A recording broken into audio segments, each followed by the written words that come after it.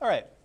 Good morning, everyone. Welcome to Monday, everyone's favorite day of the week, maybe. That's from another time. Okay.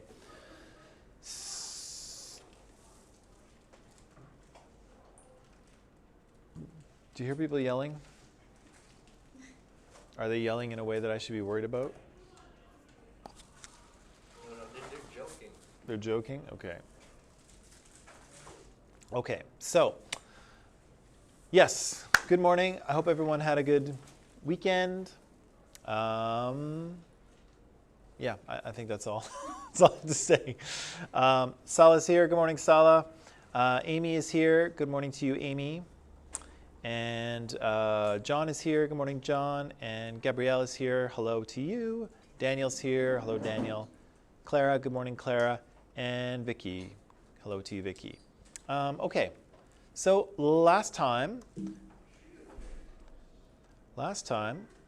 were talking about sexism, and we were talking about discourses of sexism in advertising. I don't know if I defined that word or not, but discourses is kind of a fancy academic term, and if you use this term correctly, then you'll sound smart. So discourses are like the sort of things that are said in connection to a certain topic or issue. Okay, so discourses are like ideas or stereotypes or opinions or the way people talk about things, what kind of things we say about a particular issue, what kind of things we don't say about a particular issue, what things are allowed to be talked about and not allowed to be talked about, all of that, like the big conversation around whatever the issue is. So this is discourses of sexism, so things about sexism to do with advertising, okay? So fancy word, discourses, but if you can use it correctly, you'll sound super smart. I said that, of course, whether we think we're affected by advertising or not, I think we all probably are, right? I said that advertisers are very sophisticated and intelligent people. They're not just throwing together funny commercials. They're using psychology and sociology in such a way to try to manipulate us, right? To try to press our buttons and engage our emotions and get us to buy the thing that they want us to buy. And I said that in the process of doing that, often what they do is normalize certain types of things, right? So they use stereotypes that already exist to kind of engage us. They normalize things that we already see as normal. And so media and advertising has an effect of kind of perpetuating the sexism that already exists, right? Because advertisements don't exist to challenge those ideas. They don't exist to challenge those ideas. Instead, what they do is show us those ideas over and over again because we don't question them, because we're used to them, right? They're in alignment with our socialization. And so we said that one of the ways we see this is in terms of gendered products. And it starts off very young, right? So here we have a bunch of children's toys that little kids play with, and these toys, while seemingly innocent, are full of social messaging, right? They tell boys about what they should be, what kind of characteristics are valued, maybe what kind of jobs that they should look forward to in 20 years or so. And what do we say were some of the messages in these toys? You what? Yeah, so maybe you might grow up to become a police officer. What else?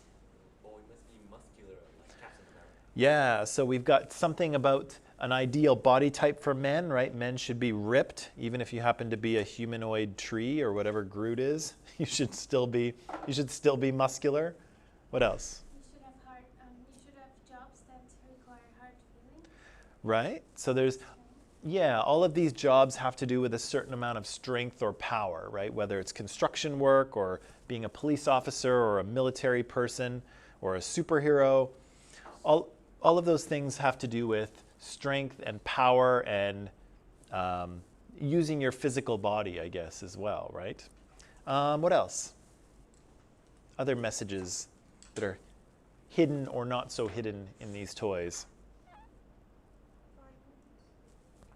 Violence. Why do you say violence, Vera? Big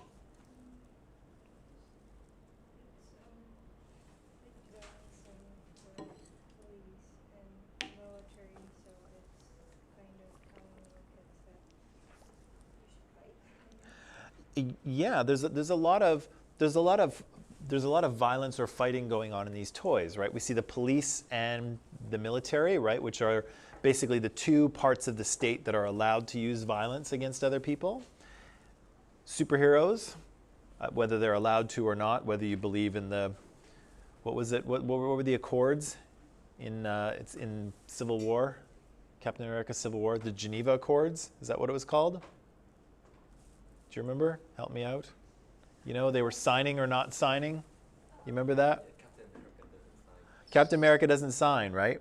And so, yeah, I think they're the Geneva. No, they're the Sokovia. I guess. That's why I couldn't remember, because it's a fictional country. Yeah, so the Sokovia Accords are that, right? The question is, do superheroes need the authorization of the state, or in this case the UN, to use violence against people? And Tony Stark and the guys on his side are saying, yes, the state should be in control of whether we use violence against other people. Captain America and his group are saying, no, that we should be able to choose what we do and not have the government dictate when we use this violence. That's a whole other thing. But anyway, the state and the police are allowed to use violence. As are superheroes, they're allowed to use violence against other people. And so maybe that gives the message that men or young men can use violence as well, right? Because we certainly don't see those ideas with girls' toys, right? There's not even a trace of violence here. And in fact, there's the opposite of that, right? There's the sort of nurturing and caring of the little baby, right, in the bath. Even Barbie is nurturing and caring. She's got one of those little miniature dogs in her purse. What other social messages are here? Focusing on appearance. Focusing on appearance, right? So there's the little makeup table there, and of course Barbie is a toy that exists basically so you can dress her in all kinds of different outfits, right? What else is there?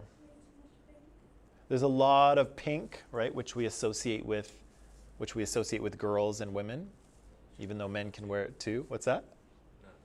Men can wear it too? What were you gonna say? Nothing. Okay, I'm sorry. I didn't mean Sorry.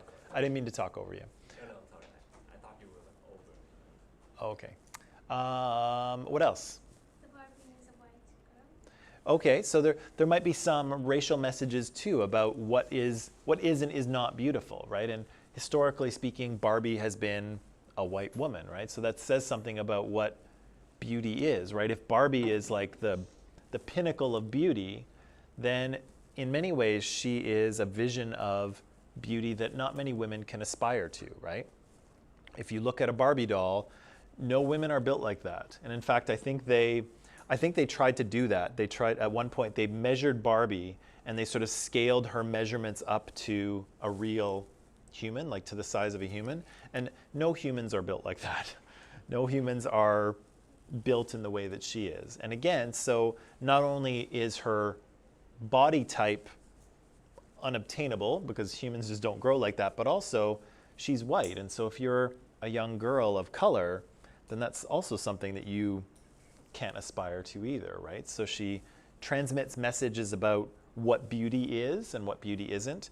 And unfortunately, she transmits a message that for many young women is not attainable, right? You cannot be like Barbie because she's just not built like a regular human is. What else? Right, domestic roles? It's a lot of babies and cooking, so it enforces a message that girls or women should be at home and taking care of the house. Right, and that's the traditional norm, right? The place for women is in the home, raising the children, cooking and cleaning and doing all that stuff. And here we see those sort of social norms reflected, right? Little girls, even girls who are still babies, are learning how to take care of babies and cook and do their makeup and make yummy ice cream. I don't know. I don't know why I put that in there. Maybe it's not. Maybe I could have chosen a better one. But yeah, you're very right, right? Domestic roles show up there. Whereas for boys, none of that stuff shows up because they are out in the world with agency, right? Doing things, making things happen, taking action. Whereas girls are much more passive, sitting back, looking after the kids, right? So these messages are transmitted. Oh yeah, we saw that food was gendered as well, right? And so it's not just for kids. Grown-ups are sold food in some ways based on the gender, right? And so if you want to sell yogurt, have you seen yogurt commercials? Who's in the yogurt commercials, men or women? Usually women. Usually women, right? So yogurt is a healthy food. It promotes, good digestion. Apparently that's something that women are interested in, and so they market those foods to women, right? But if you're trying to sell meat or beer or whiskey, who do you market to? Men, right? And of course, men eat yogurt as well, and women eat meat, as far as I know, and sometimes drink beer. But again, these products are gendered, and so the advertising targets those, and they normalize the stereotypes around women and men, right? What did we say were some of the ideas that were connected to this food? Do you remember? Some of the social messages? Could be appearance. Why appearance? Like, for example, salad, like women are more, they think about how they look and diet and stuff. Yeah, because there's so much more focus and importance given to women's appearance, their being slim is important, and so healthy foods tend to be marketed more to women, right? So yogurt and salads, things like that, tend to focus on women, right? So the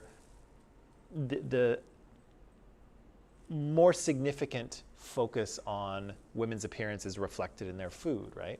But what about men? We're not getting messages of health and slimness here. What are we getting messages of? Strong. Like a whiskey. What's that?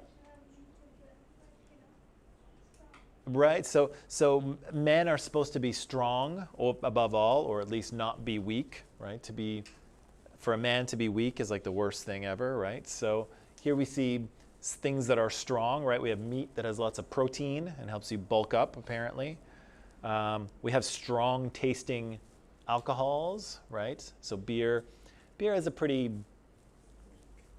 well, it doesn't have a lot of alcohol in it, but its flavor is reasonably strong. And of course, whiskey and scotch and things like that is quite strong as well, right? So here we have ideas of strength, we have ideas of protein, so that you can get buff, just like Captain America. And maybe ideas of like man as the provider too, right? Because meat is kind of, in North America anyway, meat is kind of the center of the meal. I know it's not like that in all parts of the world. In other parts of the world, meat is kind of, just a little bit on the side, but here in North America, it's a major part. And so here's maybe man as the provider as well, right? Oh yeah. We saw even bathroom products are gendered, right? So even though there's probably not that much difference between these shampoos and conditioners because human hair is human hair, men and women want different things from their products, right? And so here we have women, with flowered scents and soft pink colors and, things to, make their hair shiny. And here the men want something simpler. They don't want something that's going to make their hair smell like a meadow. They want to smell masculine, and so the scent of their shampoo is, ocean mist or, rainforest swell or whatever. They give them names like this, right? But they're not flowery, right? They're not girly smells. They're more masculine smells. And I said again, the men tend to, men don't want to use this fluffy pink loofah thing. They want to use this. Actually, I looked it up my girlfriend and I looked it up on the weekend. It's called a shower tool. So it's a tool. It's not even a sponge or a scrubby or anything like that. It's a tool, because if you're a man, you use tools because that's manly, right? Right? Avera's like, no, yes? That's weird? Just a lot of effort just to name it. I know, but it's important for men because men need to be seen as strong and tough, right? So they can't, men might not even know what a loofah is, but it doesn't sound like something that they should shower with, right? They need a shower tool, apparently. It's ridiculous, but whatever. And then we talked about cigarette ads too. Don't smoke, by the way. I'm not encouraging you to smoke. But cigarette ads here also are gendered. And I think we could probably agree that, do you think the tobacco that's inside these cigarettes is different? Yeah, it's the same thing. Likely not, right? Tobacco's tobacco. There's a bunch of awful stuff in it. It's really bad for you. But that product, even though it's the same, is marketed in different ways, right? So you've got different ads transmitting different messages. The packaging is different. Even the cigarette themselves are built a little differently, right? The Virginia Slims are kind of long and skinny, right? Because that's, again, that transmits messages that women want to hear, right? About slimness and elegance and sophistication, right? And guys, it transmits messages about toughness and independence and freedom. Look how free that guy is out in the wilderness on his motorcycle, his leather jacket. Tough, independent, right? Or whatever, I don't know. But that's what it says, right? That's what the ad is trying to tell you. We also said yesterday that, or not yesterday, on Friday, we said that even though these cigarettes are marketed to specific genders, women might smoke cigarettes that are meant for men, but men won't smoke cigarettes that are meant for women. And we kind of hit the nail on the head in saying that that showed us kind of the direction of power, right? So the minoritized group can borrow from the dominant group and kind of gain status and coolness from it, right? But dominant groups don't borrow from minoritized groups because it doesn't make them look cooler. It makes them look less cool, right? And so, so we talked about sometimes in terms of fashion, and so women, of course, can wear pants or dresses, but men usually don't wear dresses, right? Unless you're Billy Porter, and then you do, and you look fabulous, right? I was going to put a few pictures of Billy Porter in my slideshow here, but I ran out of time. But Billy is doing just that, right? Billy's a man. He borrows from women's fashion, and he looks quite amazing, but it's not the same as, and I mentioned her on Friday too, Janelle Monáe wearing a tuxedo, right? So there's this kind of almost intuitive feeling that you look at Janelle Monáe in a tuxedo and you're like, wow, she looks badass. And then you look at Billy Porter wearing, basically a tuxedo top with, a dress on the bottom, and it's quite elegant, but it's like, something's just weird about that, right? And there shouldn't be. There shouldn't be, but because of the social messaging that surrounds these things, Janelle looks cool and Billy also looks cool, but in a different way, right? Or in a more, in a way that challenges social norms to a greater degree. That makes sense? Yeah. Even though he does look fabulous. Right. So when we see ads, often what we will see, and again, this is starting to change, but traditionally what we've seen is that advertising normalizes certain roles for men and women. Okay, so again, if you're selling a laundry detergent, the commercial is going to show you mom with the laundry basket and the kids running around, and she's a busy mom and she doesn't have time for stains, right? And that's why you're going to use Tide or Gain or Bold or whatever. Right? That's why you're going to use these things, right? So you're probably not going to see dad, although increasingly you do see commercials like that, but traditionally you see traditional sort of responsibilities for men and women reflected. You see certain kind of stereotypical roles of what men are like and what women are like show up in ads as well. So men kind of being strong and being powerful and being tough, women being, a little bit more feminine, a little bit more soft, a little bit more elegant, or maybe detail-oriented. Again, not all the time, but you tend to see those things show up over and over again.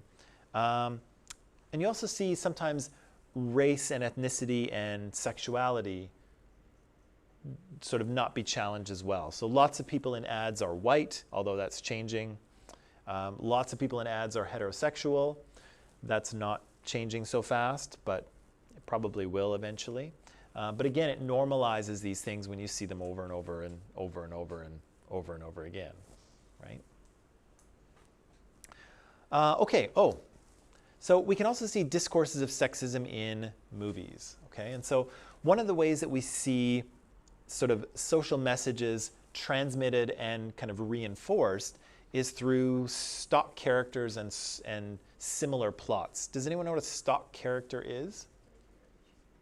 Huh?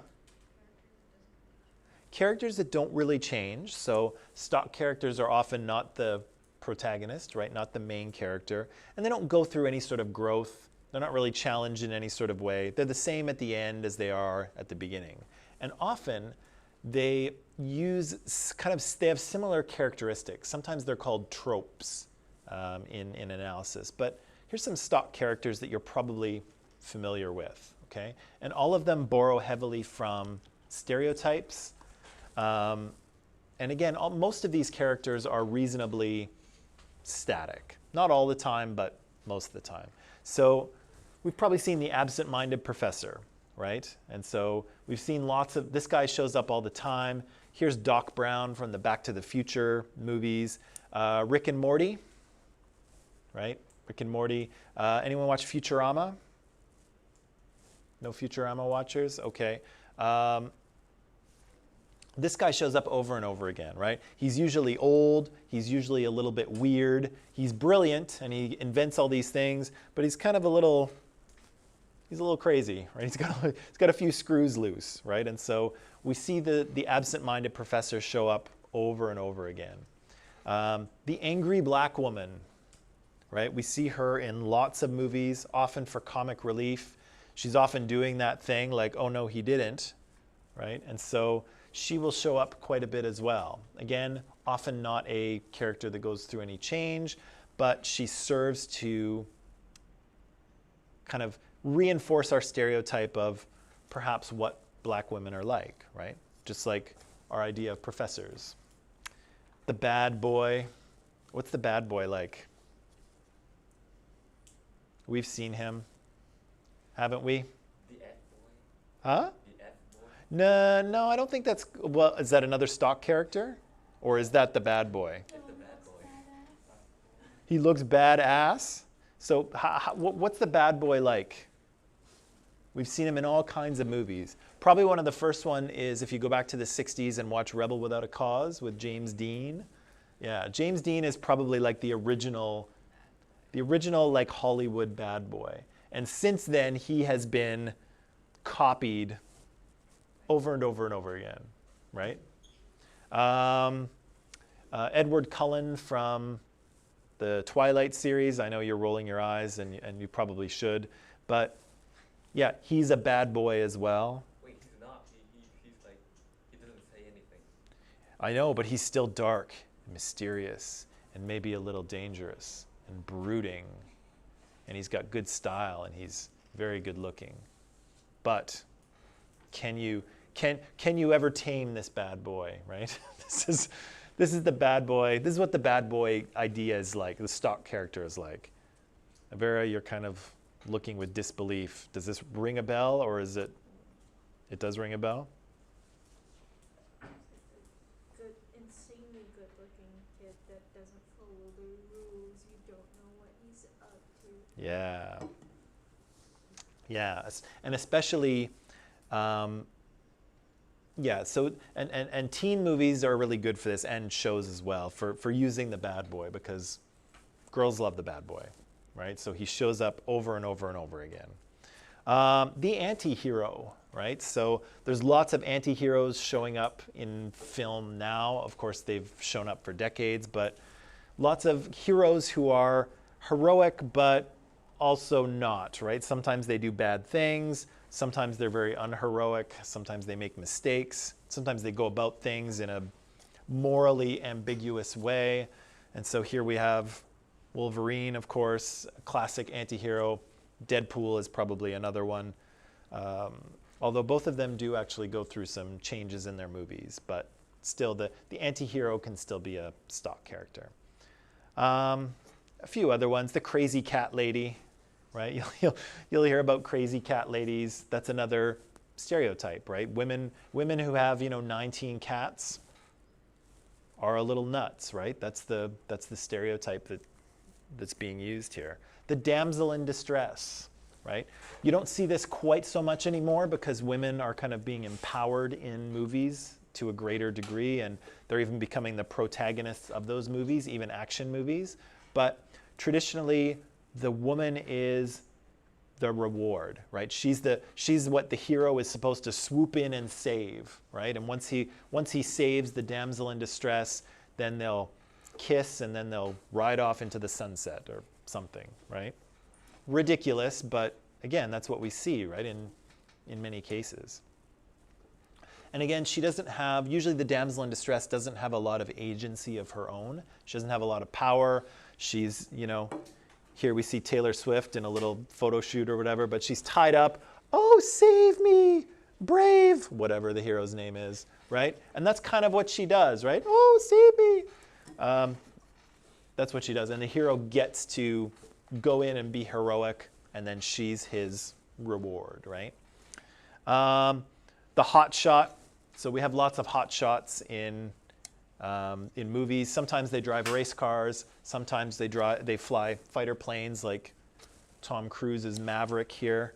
Yeah, the guy who's really good at something, but also a little bit cocky, a little bit overconfident. Maybe a little bit of the bad boy mixed in with him as well. Oh, the elderly martial arts master. We've seen this guy over and over again. Here we have Mr. Miyagi from the Karate Kid movies. Yoda from Star Wars is the elderly martial arts master. Who's the guy in Kung Fu Panda? Anyone seen Kung Fu Panda? Yeah? Yeah, they have an elderly martial arts master as well. Master who? Yeah. So he will show up over and over again, right, as kind of this, the elderly martial arts master. Lots of other ones too. The nerd, the jock. We encountered the jock in Mean Girls. The villain, sometimes facially disfigured as Voldemort is, right? Sometimes. The noble savage. Here's Pocahontas. Noble savages are sometimes, First Nations people in film are sometimes viewed as kind of like, or portrayed sometimes almost as like simple and childlike, and they can talk to the animals, and they're very like pure, and you know what I'm saying? They have this kind of, that's the kind of noble savage idea, that these people are kind of they're not regular people like you and I, they're somehow like innocent and pure and naive and, spirits of the forest or whatever. The red shirt. Does anyone know what the red shirt is? You probably do, but that's the original Star Trek. So in the 1960s, Star Trek was a television show. And so here we have Captain Kirk, and behind him we have Mr. Spock, and then we have, I don't know, some guy in a red shirt. And so on the Enterprise, you wear different colored shirts depending on your rank. So the captain wears this kind of gold shirt. If you're one of the sort of commanding officers, you wear a blue shirt. And then if you're just one of the like regular, people on the ship, you wear a red shirt. And so inevitably on the show, when they would beam down to a dangerous planet for some sort of adventure, Captain Kirk would go, and Spock would go, and Dr. McCoy would go, the medical officer, and then there'd be some random guy in a red shirt. And like, who was going to die on the planet, do you think? Yeah, some disposable red shirt guy. So as soon as they beamed down to the planet, you knew the red shirt guy was not coming back. So the red shirt is kind of the disposable character that you've never seen before, and they're not going to kill the main character, right? So the red shirt is like the sacrificial character who's going to die. So we see lots of characters that are kind of stock characters, and they reinforce stereotypes about men and women, just as a time-saving device. And I think I pointed out Damien from Mean Girls, right? He's too gay to function, and he's a very stereotypical gay character as well. And so again, we kind of learn all we need to know about him probably in the first 20 seconds of meeting him. And that's kind of it, right? He's there for comic relief, but he's a stock character as well. There's not much to Damien. So stock characters can transmit sort of sexual inequality and social messaging, but so too can the plots of these movies. We're coming up on Halloween. Who likes to watch horror movies? Yeah? 1, 2, 2? Just two, and two ladies, interestingly. Don't mind sometimes. Why do you like to watch horror movies? I just love how the main characters are always so stupid and going into the room where you have to go. Don't go there. I know, right? You're like, don't open the door, and they're like, they're gonna open it. And you're like, what are you doing? Okay, so there's a little bit of that, right? There's a little bit of watching some pretty bad judgment play out, right? What else do you like about it? Jump scares. What's that? The jump scares. Jump scares. So when something terrifying happens and you jump out of your seat, why is that fun? It's fun. It's just fun. There's a little adrenaline rush. Okay. I don't know. Why do you like watching them? I don't know, when I'm bored, it's better than other movies.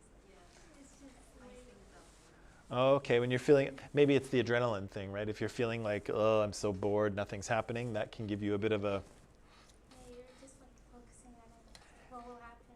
right, right. So I guess scary movies are like that, right? So lots of movies have to try to keep you involved with funny jokes or maybe an interesting plot, but horror movies are a little bit different in that they scare you into paying attention, right? Maybe. I don't know. I don't like watching them. Too scary, especially ghost ones. Duh. They're the best. Huh? They're the best. But like recently, the ones that came out, they're not like realistic. The ones in the past, like for example, The Conjuring, Mm. they were really good. But the new Annabelle and the Nun, they're just so unrealistic. You know? It's true, right? Some of them, I guess, depending on what type of movie you like, but sometimes the scarier ones are the ones that are more realistic, right? That are more aligned with real life. Yeah. I remember seeing, one of the ones I saw was zombie movie, Night of the Living Dead, but the original one. I think it's from like 1965, and it's in black and white. Maybe it's even earlier than 65. But the thing is that because it's in black and white, and because, their special effects, they're not good. So they had to do simple things, but that makes it worse. Because again, it makes it more realistic because they couldn't do the things that they can do now. And so, yeah, like it creeped me out because it seemed so much more realistic because there wasn't any CGI. Their makeup, is pretty basic. Well, but that's the thing, because it wasn't that good, they didn't try to do too much. Like they didn't try to go beyond what they could do with the makeup. And so, yeah, like it was totally, And ugh. Saw Huh? series. I don't know if you've seen. I've never seen a Saw movie, and hopefully never will. I can't do it. I know the premise. I know how they go. No, thank you. No, thank you. I have far too good of an imagination to watch movies like that. But there's lots of horror movies out there, right? They come out really frequently. And often, I don't know if you've noticed this, but some of them have a very predictable plot line. And so often what you'll find is that there will be, you have a bunch of characters involved or multiple characters involved, and something is going to kill them, right? So there's there's a serial killer, or Jeepers Creepers, there's some sort of demon. Something's going to kill these people off. But often only one person will survive. And can you usually tell that person from the beginning? Yeah. You can. Yeah. How can you tell? Because he or she is the protagonist. But how do you know they're the protagonist? They probably spend more time. They start the movie, right? It's Like one of the first ones that you see in the movie, and then this story just kind of follows along that person. right. So the story will kind of follow one person more, so you'll know that they're the main character, and you'll guess that they're going to survive. Some of these horror movies, particularly these kind of more simple slasher movies, are often centered around women. Okay, and often we know who's going to die first, and sadly, it often has to do with how much they conform to kind of traditional social values. And so women who are, maybe the dumb one, right, the ditzy one, or the one who's like overly sexual or something like that, they're often the ones who are killed first, interestingly enough. And so almost the message here is that they kind of deserve to die, right? The killer picks them off first because they are not smart enough, or they're too slutty, or whatever it is. They are removed first, right? And by the end, usually what we find is that the woman who escapes is sometimes united with a boyfriend or a husband kind of thing, right? So the whole film is kind of an experience in which this girl is trying to live or die, and the decisions that are made, or her ability to survive, is determined by the man, right? The male, the killer is almost always a male, right? Even if it's a creature, it's a masculine creature trying to kill her. And then if she escapes, usually she escapes to her boyfriend, right? And they're reunited. And so a man is her reward, but also the man is her reward for behaving according to social norms, right? Because she's the girl that's, smart and not too slutty, and, just wants to get back to her boyfriend kind of thing. So she's kind of saying all the right things, right? She's the one who's sort of aligning herself with social messaging, and so she's the one that makes it through and then is rewarded with a man at the end, right? The other thing that's a little weird about these movies sometimes is that if you have a horror movie like this with a bunch of girls and they're trying to escape a serial killer, are the girls attractive or not? Yeah, because they're main character. Yeah, they're all attractive for the most part, right? So again, we have this kind of weird mix of sexualization and violence, right? So these women are kind of young, they're beautiful, and yet they're being murdered, right? So you have kind of this sexuality and violence that's kind of twisted together in a weird kind of way, right? What about, does anyone like rom-coms, romantic comedies? Yeah? Any favorites? Favorite romantic comedies? Friends. Like the show? Yeah. I guess it's not a movie. Well, I guess there's some romance in there. It's certainly not a drama, right? It's not a hard-hitting drama called Friends. Okay, what else? Other favorite romantic comedy movies? 10 Things I Hate About You. Good. What else? What are some other ones? How to Lose a Guy in 10 Days. What else? 27 Dresses. Serendipity. It's kind of old. What else is there? Made in Manhattan. There's a Maid of Honor too, isn't there? Yeah, the one with Patrick Dempsey. Yeah. McDreamy? Yeah, McDreamy, right. Who else is there? What else is there?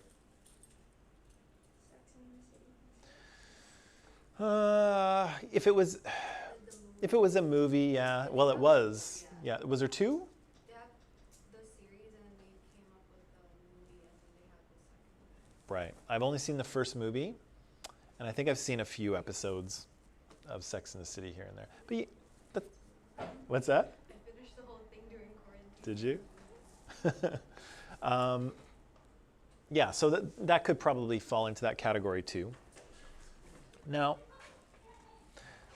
these are, romantic comedies are generally marketed to women, right? Mostly men don't watch them, or if they do, they watch them with their girlfriends because they have to. I actually don't mind watching them. I'm good with them. But if we look at the sort of social messaging in these movies too, there's some familiar storylines, and often they're kind of fairy tale in nature. Okay, so often we have a woman who is like she's a selfless caretaker, so she's taking care of, you know, a brother or a kid or her aging parents or something like that, right? And so Me Before You and The Wedding Planner fall into this category. Oh, because she was taking care of the dad. Yeah. So she's this caretaker, or she's a very career-oriented woman. So 27 Dresses works for this. The Proposal, that's Sandra Bullock and Ryan Reynolds, right? Yeah, so ultra career-oriented woman. How to Lose a Guy in 10 Days? Does that fit? Is she career-oriented, career-driven? Yeah. The Boss, The Intern, probably a few others. And usually she's like too involved in these things, either her career or her caretaking activities or school. She's just too busy to notice how great she really is, right? Because she has no boyfriend. And so usually her friends are kind of pressuring her, right? They're like, you know, why don't you get out there? Why don't you, you know, play the field? Why don't you, you know, you're such a great person. Why don't you get out there and, you know, see if you can meet someone, right? And so we see that kind of happen in a bunch of movies here. In Miss Congeniality with Sandra Bullock again, in Big Fat Greek Wedding and Holiday and Bridget Jones. All of these are like where the character is kind of, why don't you go out there and meet someone? You're so great. Why don't you just get out there, right?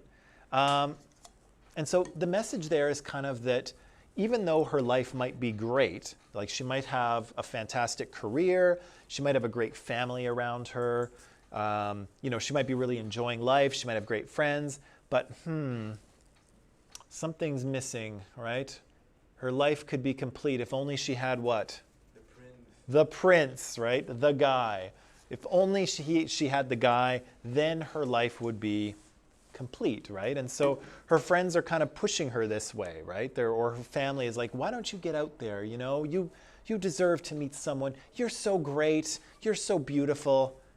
Just get out there and meet someone, right? And so sometimes she'll meet the guy, and there'll be some kind of meet cute kind of way, right?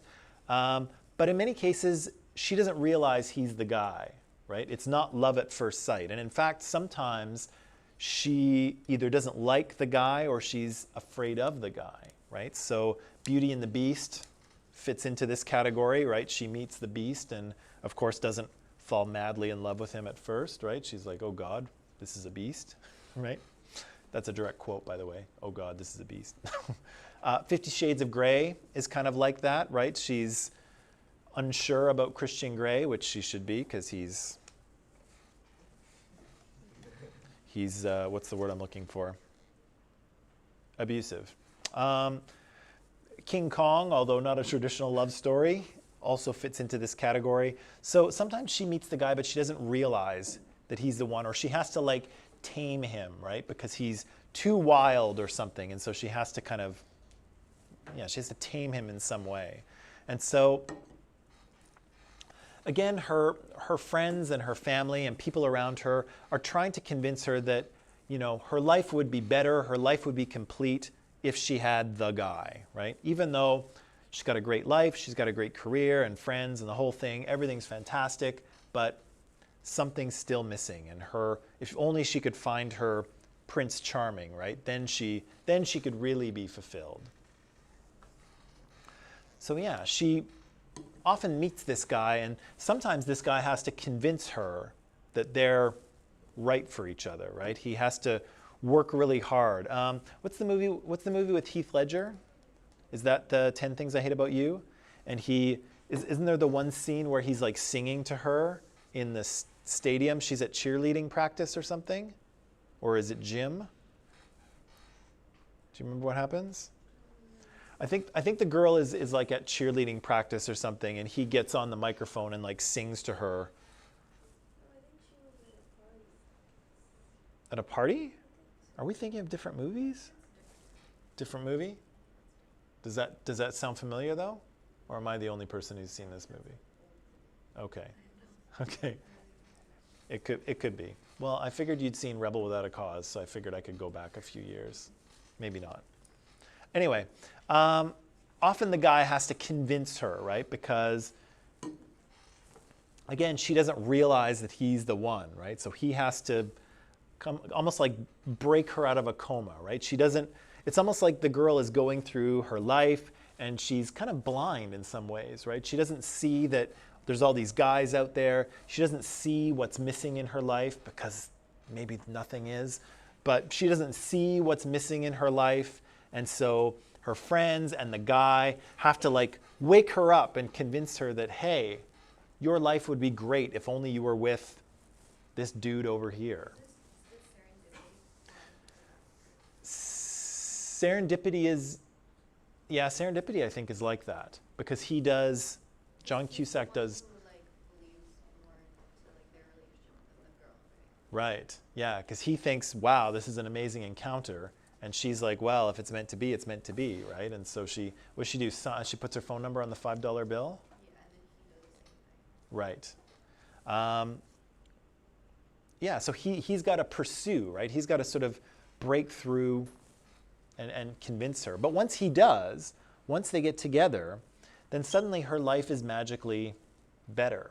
Even though it was good before, apparently. Sometimes you see she kind of dresses a little different, her hair is a little different, her lifestyle is a little different, and suddenly her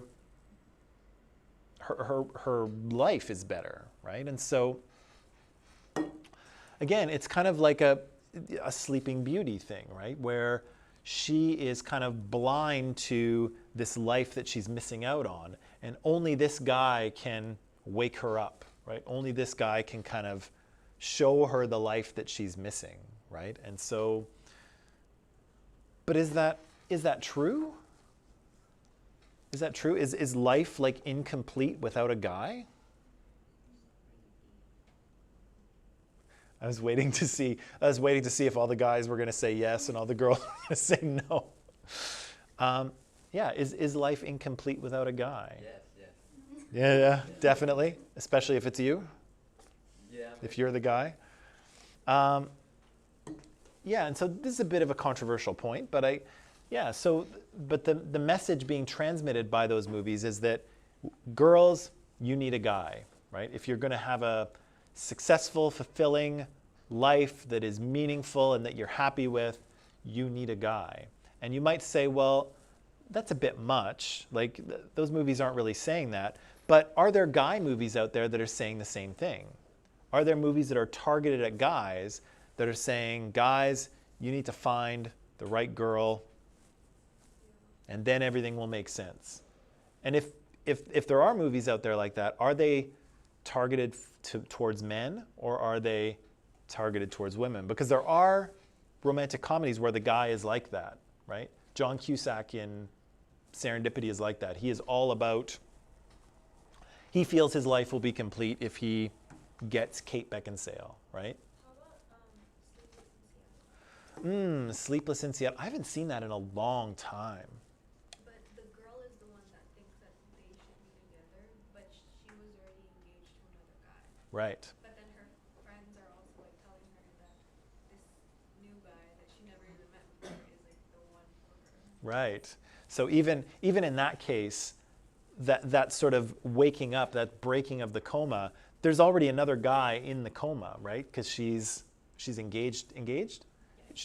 Yeah, she's engaged to this other guy, but even he is part of this reality that she doesn't realize, right? And so who's the one who, in these movies, who's the one who really sees reality for what it is? Is it Prince Charming or is it Sleeping Beauty? Prince Charming, right? Only Prince Charming sees the reality of the situation, right? So Sleeping Beauty here, even though she has a great life with her friends and her career and her dog and all kinds of things, she's wrong, right? her life is not that great. Only he can make it great, right? He's the one who sees it. So whose perspective is believed and not believed, right? Her perspective isn't believed. Whose perspective isn't valued? Hers. He's the one who's right, right? And so, yeah, for Sleepless in Seattle, she's engaged to this other man, right? She has a long relationship with him, but she's wrong about that. And this Yahoo, Tom Hanks, who shows up out of nowhere, he sees the situation for what it is. He knows her, even though he just met her. Come on. I thought, like, for Sleepless in Seattle, it's more like the girl that wants Tom Hanks more than Tom Hanks wants the girl. Okay. Because, like, Tom Hanks is still not over his dead wife. Aw. I can't speak too much to Sleepless in Seattle because I haven't seen it in a long time. But again, I think maybe, and that might be an exception. But again, think about who the movie is marketed to, women, but think about whose perspective and understanding is actually valued. Is it the man's or the woman's? Man. In many cases, I think it is, right? And so Serendipity is a romantic comedy for women, although I had a best friend in high school who was like, it was his favorite movie. It's marketed towards women, but again, it's John Cusack who sees the truth, right? He's the one who knows that they're supposed to be together, and Kate's perspective is not as valuable, right? Because she's like, well, maybe, who knows? Let's see. But Kate, in Serendipity, is Kate engaged to be married to someone else? She's in a relationship. She had a relationship, but she just got engaged. And the guy that, what's his name? John Cusack? Yeah, he's the one who was about to get married on Saturday. Right. So in real life, this guy's got cold feet because he's engaged to this other woman and going to get married. And so he's freaking out, and he's potentially damaging the relationship of Kate Beckinsale and her boyfriend, right? Who just proposed to her? Yeah. So in real life, this is a horrible thing to do. But when it's framed by the movies, it looks romantic, right? Because he's just like, he'll do anything to be with her, right? And he knows his relationship is not right, and somehow he knows that her relationship is not right as well. Somehow. So again, who's in the driver's seat, right? Whose perspective is seen as the right one and whose isn't, right? And have a look at Sleeping Beauty here. Is there consent? He wants to kiss her. Does she want to kiss him? Who knows? She's in a coma, right? So again, whose wants and desires are valuable and seen as legitimate, and whose aren't important? Clearly Sleeping Beauty's aren't, right? Because she doesn't get to say if she wants to kiss this guy, right? And because she'll wake up, right? And so here it's nice because the guy's very handsome and he's a prince and he's totally pulling off that cape, which is a tough look to pull off. But what if he was some weirdo, right? If he was me, like, she's gonna freak out. Yeah, if it was Kang, she'd freak out. Sorry, man. But yeah, so she doesn't even get to choose who wakes her up. And when she wakes up, does she fall in love with him? Oh boy. So she doesn't even have a choice of who she falls in love with. It's just whatever weirdo happens to walk up and kiss her, right? What is the message here, right? About women's ability to choose, about consent, about whose wants and needs are important and whose aren't? I'm sorry if I ruined this for you, but it's a horrible story. But it's the same story that's told over and over again in many romantic comedies. It's just a much more sophisticated story, and it's dressed up with different things like Serendipity and the $5 bill and Pretty Woman and all kinds of things, right? It's dressed up with in different scenarios, but it's the same story, right? It's the Sleeping Beauty story told in a more elaborate way. But I ask you, is this a story that we should be telling? That's a rhetorical question. You don't have to answer it, but it's just a question. Okay, you want to take a little break? No? You want to keep going? Let's take a break. We'll come back in 10, and then I think I have a video for you.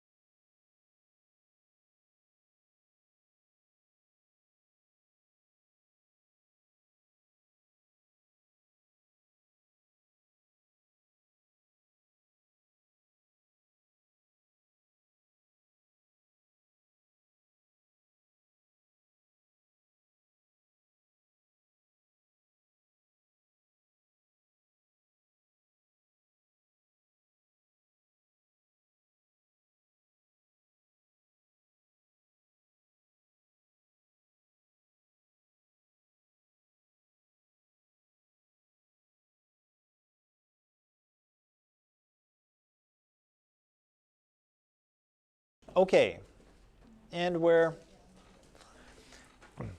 back. So what I'm trying to sort of convince you of here, and hopefully it's working, or hopefully you're at least understanding, is that movies transmit social messages to us, right? Not just in the characters, because the characters in some ways help to teach us how we should behave, right? Often we see in films, you know, the hero has qualities that we should aspire to and should model. The villain has qualities that maybe society says are bad and we shouldn't aspire to.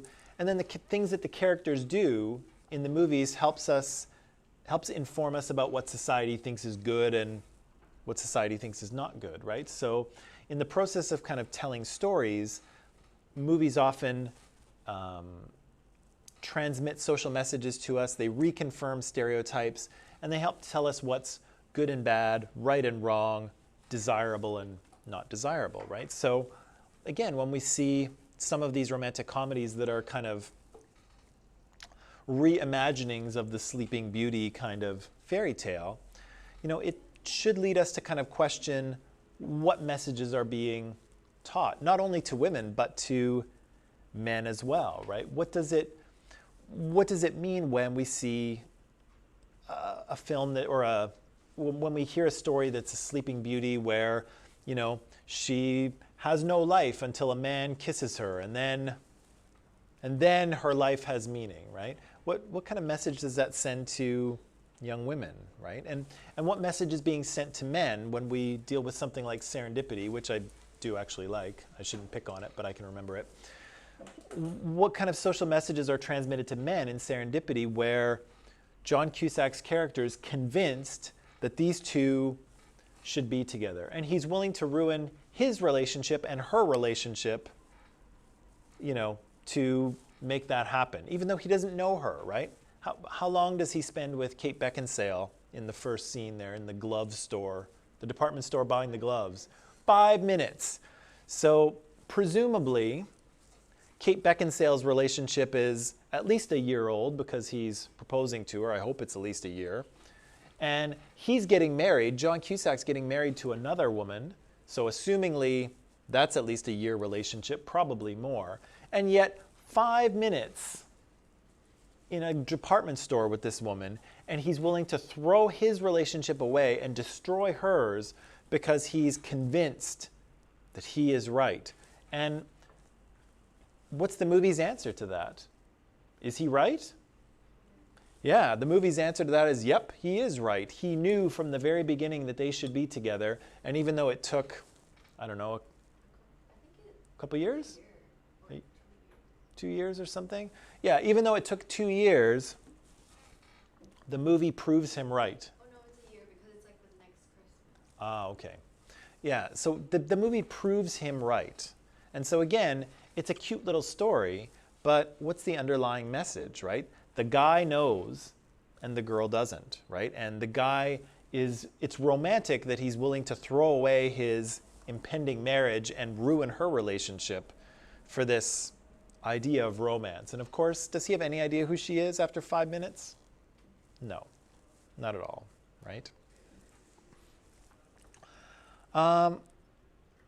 Has anyone ever heard of this? The Bechdel test? Ever heard of it?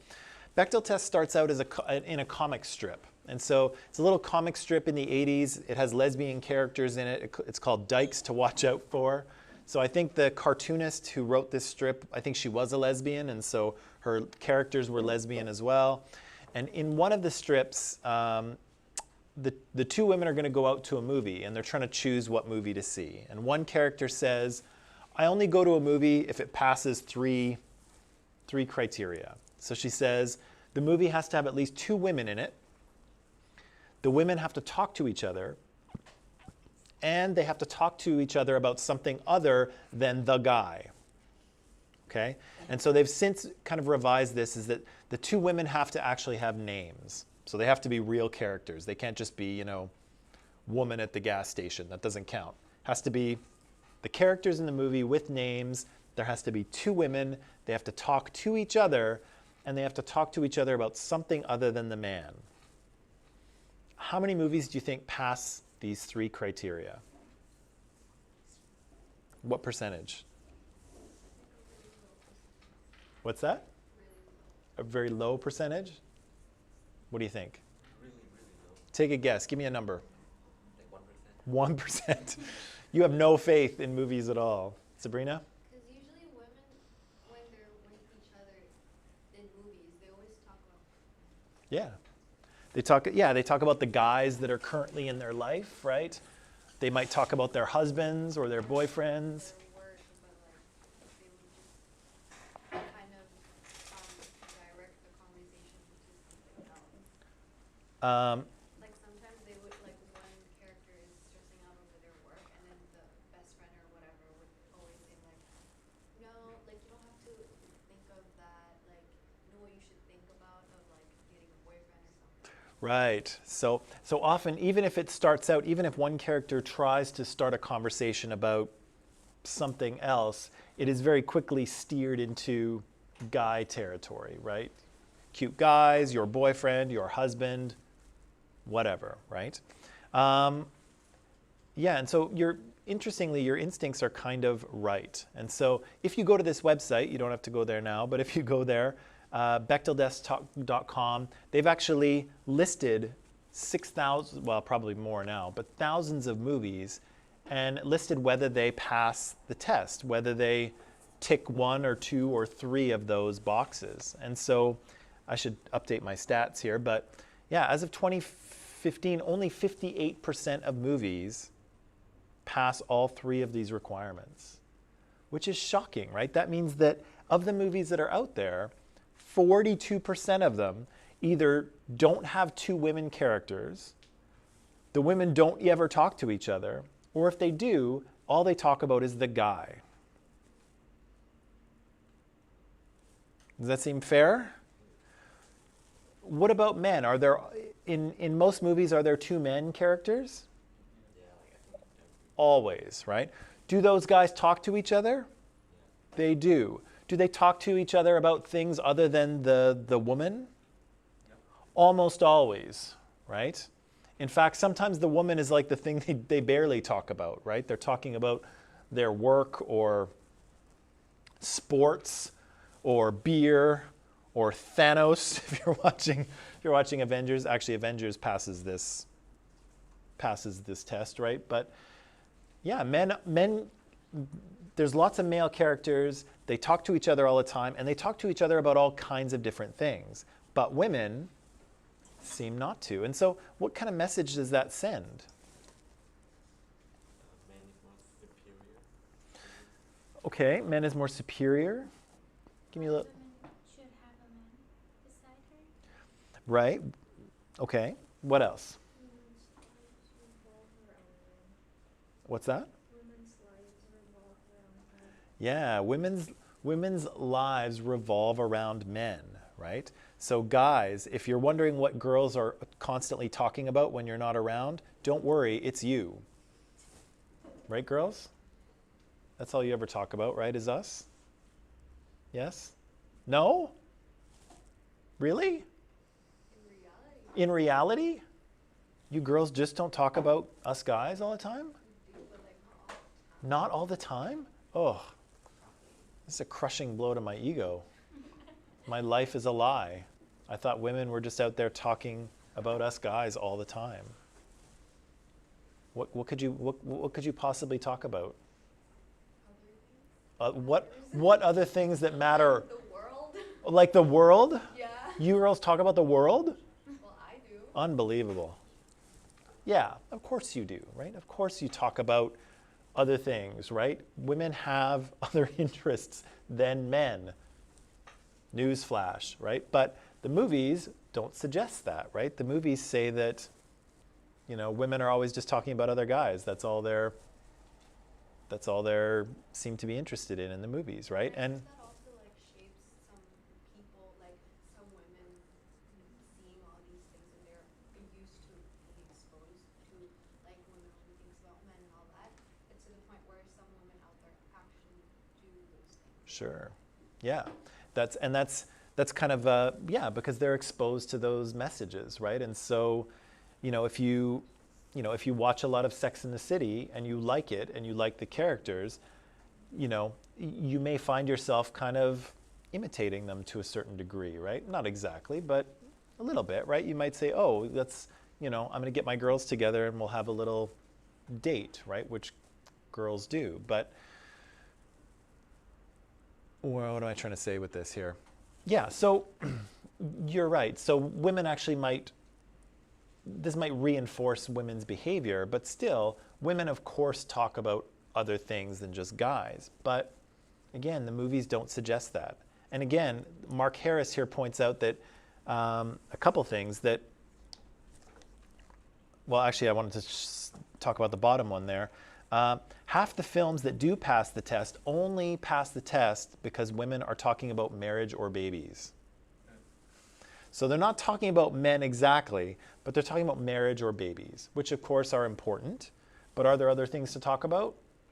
Yeah, there are, right? And so again, we're getting this very kind of narrow view of women and a very expansive view of men, right? Men can be all kinds of things. They're all kinds of different characters. They're interacting with each other. They're talking about all kinds of things. And then when the camera switches over to the women, so do you think he's cute? Right, that's what you get, right? Did you like that? Was that horrifying?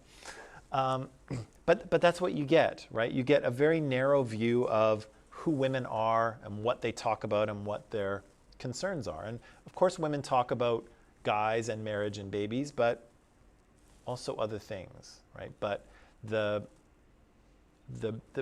view that you see in movies is reductive, right? It reduces women to just the very basics, right? Women care about guys and marriage and babies. That's all.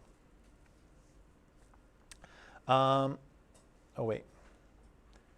So the other thing maybe I'll say about this here, will I say it? No, I'm going to jump ahead because I want to get to this. I wanted to introduce this definition for you here, misogyny, okay? And so misogyny is connected to discrimination. I guess it's a form of prejudice, if you will. It's a dislike or a contempt for or an ingrained prejudice against women, okay? And so misogynistic attitudes can be seen on Twitter, in social media. They can be seen in other media as well in terms of like comedy routines, shows, movies, all kinds of things, have elements of misogyny in them. Because again, women are in a minoritized group here in North America. They face discrimination. There are prejudicial ideas against them. And sometimes these prejudicial ideas leak through into our media. And often we do not notice that they are appearing, okay? And so we can see misogynistic ideas appear in a number of ways, okay? So it could be social exclusion and discrimination, right? Boys clubs kind of thing. It could be a hostility towards women or kind of patriarchal attitudes or male privilege or men not identifying or refusing to acknowledge their privilege. And then it can go all the way to, hurtful comments or threatening comments or violence against women. We can see all of these things show up in pretty much all societies in the world because women are in the minoritized group in every society on the globe, basically. What I wanted to show you is, sorry, I'm going to come back to that tomorrow. I wanted to talk about this show. Has anyone ever watched this show? Yeah? Do you like it? Horrible show. It's horrible? Why is it horrible? It's like playground jokes that are so surface level. I don't know. Like you find the humor is just too basic for you? Yeah? Just like not sophisticated enough? I don't know. It's just Really makes me mild.